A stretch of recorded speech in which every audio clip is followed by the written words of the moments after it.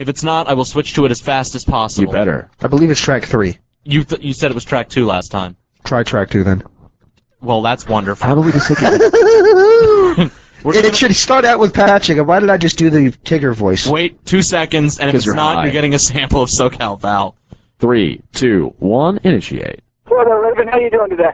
Good one. Okay, that's your question. Next. Thanks. Thanks for taking the time to answer these questions. First thing I want to ask you is, how does it feel to be back on TNA? I love it.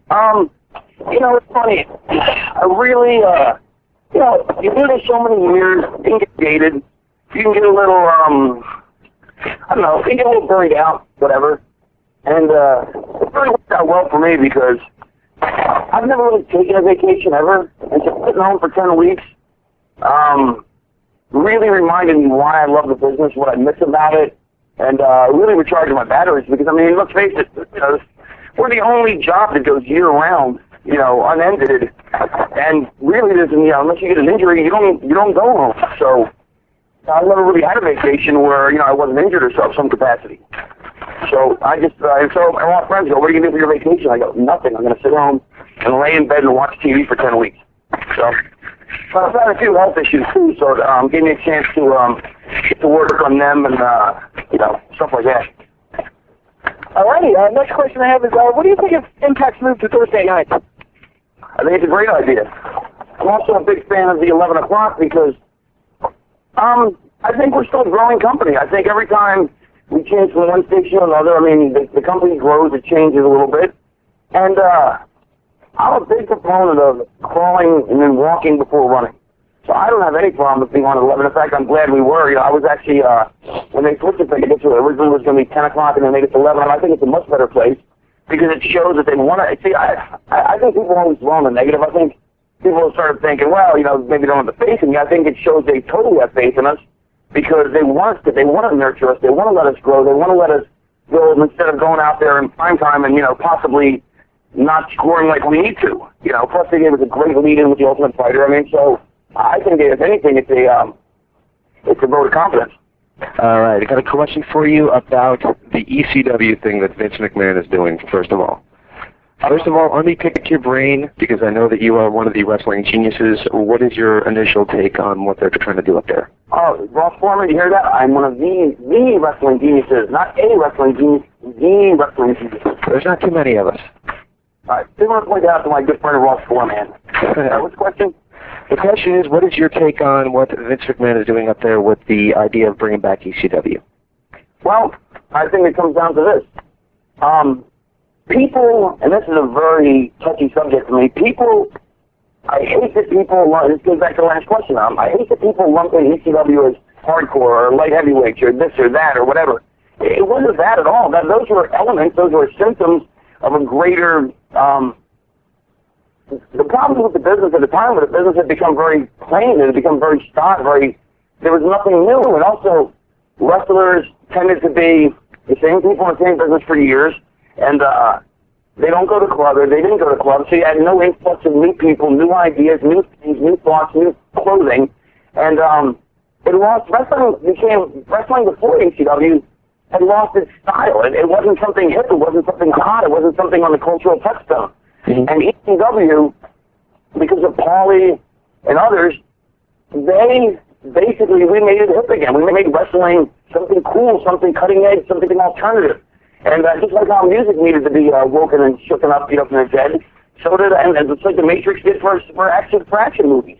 I mean, that's what ECW did for wrestling business. And to lump it as, it irritates me because people get a shortcut and explain it by saying, wow, it was hardcore, it was this. No, that was just the tip of the iceberg. This was a revolution. They changed the way you looked at wrestling. And I think to do it again, first of all, there's only a few people in the wrestling business who I think have the creativity. And, okay, to be a great booker, you have to understand the business, but you also understand that to be a booker in 2006, you have to understand current trends, fashions, and styles, because you want to appeal to the young consumer, the 15 to 35-year-old. Mm-hmm. And so it doesn't matter that Paulie's, you know, whatever age he is, Paulie keeps his fingers on America's pulse, as I try to do as well.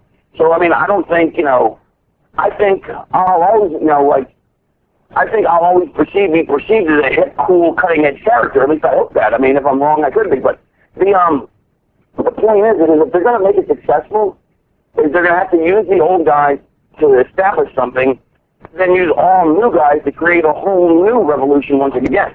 Because you can't recreate the revolution. I mean, the America rebelled in 1776, and then we fought a whole new war in 1812. If we'd have fought the same war in 1812, we never would have, you know what I mean? Right. You can't have the revolution, you can't have a revolution with a bunch of guys that are past the revolutionary age.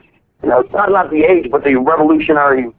What I'm saying is, if they're no longer cutting edge, because we've seen them for 10 years, unless they reinvent themselves, as I try to do, you can't make a revolution, you know, and make something brand new out of guys that have been doing the same thing for 10 years. Yeah. So I think Paulie's smart enough to know that. So I think if he's going to do it, it can't be a nostalgia tour. It's got to be Paulie taking a whole bunch of new guys you never heard of and putting together a whole bunch of new acts and using the guys that were there before to get them over, and then creating a whole new revolution. Who's one guy in the locker room that stands out in the TNA locker room? Samoa Joe, because he's so fat. You think he's going Atkins? What's that?